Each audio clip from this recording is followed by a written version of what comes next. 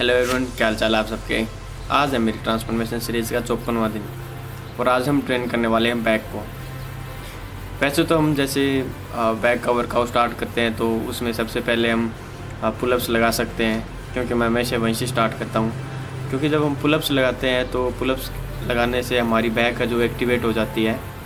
वैसे बहुत सारे लोगों का अलग अलग तरीका होता है सबका बैक को ट्रेन करने का या बैक को वार्म अप करने का।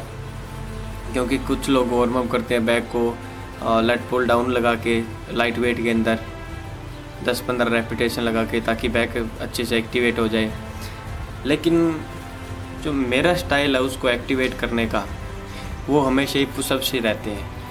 क्योंकि जब मैं लेट पुल डाउन को परफॉर्म करता हूँ तो मुझे कहीं ना कहीं ऐसा लगता है कि मैं थोड़ा स्ट्रेंथ लूज़ कर दिया लेट पुल डाउन के अंदर स्टार्ट करने से। अगर मैं इसको बैक को एक्टिवेट करना चाहूँ तो लूज़ कर दिया इन द सेंस कि मुझे थोड़ी बहुत वीकनेस सी स्टार्ट होने लग जाती है। पता नहीं क्या रीज़न है, अभी तक मैं इसका रीज़न ढूंढ नहीं पाया हूँ क्यों ऐसा होता है। लेकिन वैसे तो अगर हम पुलअप से इसको एक्टिवेट करें तो सबसे बेस्ट एक्सरसाइज है, इसको वार्म अप करो, बहुत अच्छी एक्सरसाइज है। हालांकि कुछ इसको अगर बैक की 5 एक्सरसाइज लगानी है तो उस 5 एक्सरसाइज के अंदर ऐड रखते हैं। जैसे कि फर्स्ट एक्सरसाइज पुलअप्स होगी, फिर 4 एक्सरसाइज अलग परफॉर्म करेंगे, टोटल 5 होगी। लेकिन मैं ऐसा कभी भी नहीं करता, मैं हमेशा इसको as a warm up set रखता हूँ। 3 सेट लगाता हूँ इसके, पहला 12, फिर 10, फिर 8 का 3 सेट इनको कंप्लीट करो। फिर यहाँ तो लेट पुल डाउन पे जाओ या इसके बाद जो भी अपनी अपनी एक्सरसाइज पसंद हो वो करो। तो आज हम परफॉर्म करेंगे लेट पुल डाउन का, पता नहीं है करे या ना करे, हो सकता है आज हम उसको स्किप भी कर सकते हैं। लेकिन हम बेंट ओवर को ज़रूर परफॉर्म करेंगे। बेंट ओवर के बारे में मैं इसलिए आज बात करना चाहता हूँ क्योंकि काफ़ी टाइम हो गया मैंने बेंट ओवर को परफॉर्म भी नहीं किया है। पहले जब मैं बेंट ओवर को परफॉर्म करता था मुझे ऐसा लगता था कि ये पता नहीं बैक पे आता भी है या नहीं है, या ऐसे ही हम इसको उठा के टाइम वेस्ट कर रहे हैं। लेकिन फिर मैंने इसके बारे में जाना, मैंने किसी डियोन करके एक बॉडी बिल्डर है जो नेचुरल है, काफ़ी अच्छी बॉडी है उस बंदे की मैंने वीडियो देखी। तो वहाँ पे जाके मुझे ये पता लगा कि ये जो बेंट ओवर है ना, सबसे बेस्ट एक्सरसाइज है बैक की, सबसे बेस्ट। अब आपके दिमाग में सवाल आया होगा बेस्ट कैसे है। ये बेस्ट इसलिए है क्योंकि जो हमारे बैक का ऊपर का हिस्सा है ना, जो ट्रैप्स या रियल डेल्ट्स है, ये उसको बहुत ज़्यादा अच्छे से ट्रेन करता है, बहुत अच्छे तरीके से उसको ट्रेन करता है, उसको कवर करता है। जो बाकी दूसरी एक्सरसाइजें नहीं कर पाती है वो ये एक्सरसाइज उन पे काम करती है।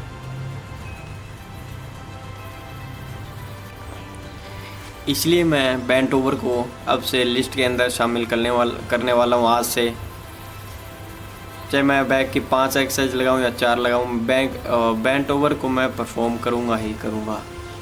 उस बंदे की वीडियो देखने के बाद इतना मन हो रहा है ना बेंट ओवर को परफॉर्म करने का, आप पूछिए मत, बयान नहीं कर सकता मैं वर्डों में बेंट ओवर को परफॉर्म करने के लिए।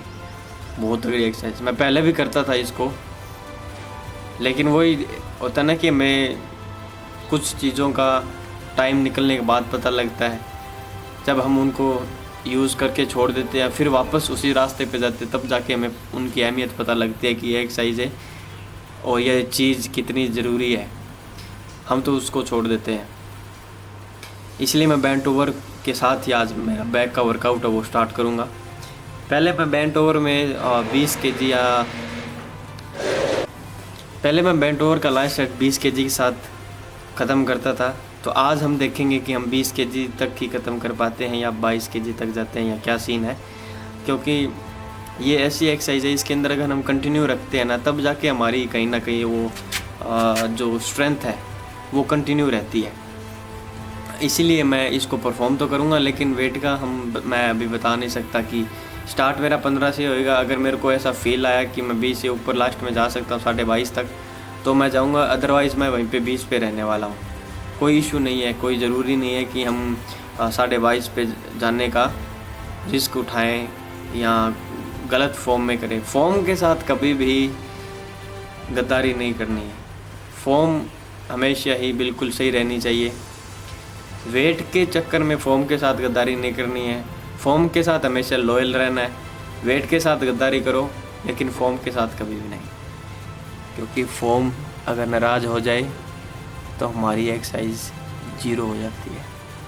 इसलिए फॉर्म के साथ कभी भी गद्दारी नहीं, हमेशा वेट के साथ गद्दारी करो। वेट कम करो, फॉर्म सही रखो और एक मस्त एक्सरसाइज लगाओ एकदम। ये कुछ चीज़ थी जो बेंट ओवर के बारे में थी, जो हमारे पूरे बैक के एरिया को, जो अपर का एरिया है जिसको हम रियल डेल्ट्स या रियल डेल्ट्स बोलते हैं, लेट्स को भी ये कहीं ना कहीं हमें टारगेट करता है। काफ़ी अच्छी एक्सरसाइज है, हर किसी को ज़रूर परफॉर्म करनी चाहिए। मुझे तो अभी जाके वो वीडियो देखने के बाद इसकी अहमियत पता लगी है, तो मैं अब इसको छोड़ने वाला नहीं हूँ। कहीं भी कुछ भी जो मर्जी हो जाए इसको परफॉर्म करूँगा ही करूँगा। एक दूसरी एक्सरसाइज अगर हम टी बार की बात करें, ये भी बहुत अच्छी एक्सरसाइज है जो हमारे उससे अपर के एरिया को कवर करती है, जो हमारे जिसको हम नैरो बैक बोल सकते हैं, कि हमारे जो बिल्कुल क्लोजअप मसल्स हैं उनको वो टारगेट करती है। तो टी बार भी अच्छी एक्सरसाइज है, उस पर भी हैवी पे जा सकते हैं, उसको भी मैं आज परफॉर्म करने वाला हूँ। मैं थोड़ा ऐसा सोच रहा हूँ कि अब थोड़ी एक्सरसाइज के अंदर चेंजेस लेके आऊँ।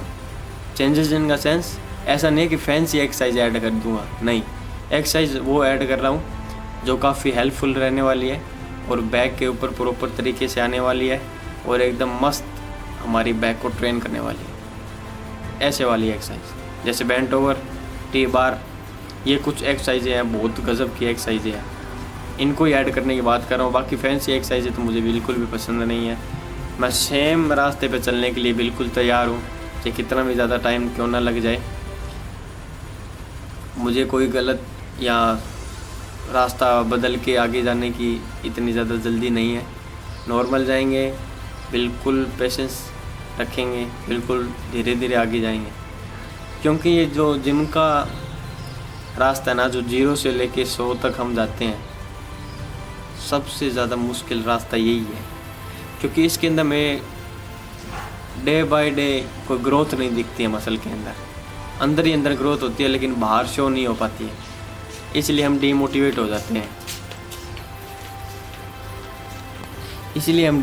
हो जाते हैं और कहीं ना कहीं हम धीरे धीरे जिम से दूर होने लग जाते हैं, हम जिम को छोड़ देते हैं। नहीं, ऐसा कभी नहीं करना चाहिए, डीमोटिवेट नहीं होना है। ग्रोथ हो रही है लेकिन हमें पता नहीं चलता है, धीरे धीरे वो ग्रोथ होती है, धीरे धीरे स्ट्रेंथ बनती है, धीरे धीरे हमें पता लगना स्टार्ट होता है। लेकिन जब हमारी ग्रोथ स्टार्ट होती है उसी वक्त हम छोड़ देते हैं।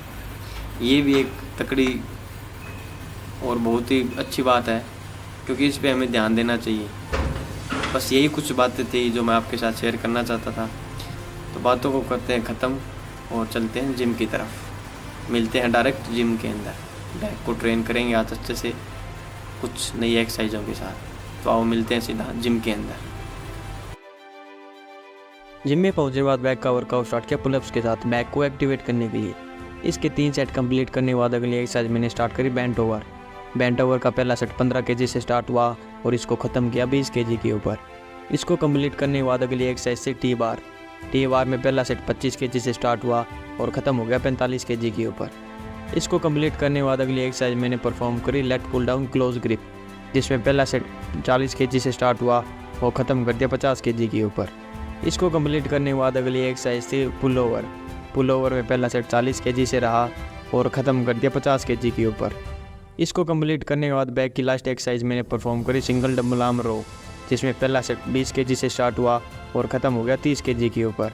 इसको कंप्लीट करने के बाद लास्ट में बैक को फ्लेक्स किया और मसल चेक किया। इसी के साथ सारा वर्कआउट और दिन हो गया ख़त्म। मिलते हैं अगले दिन।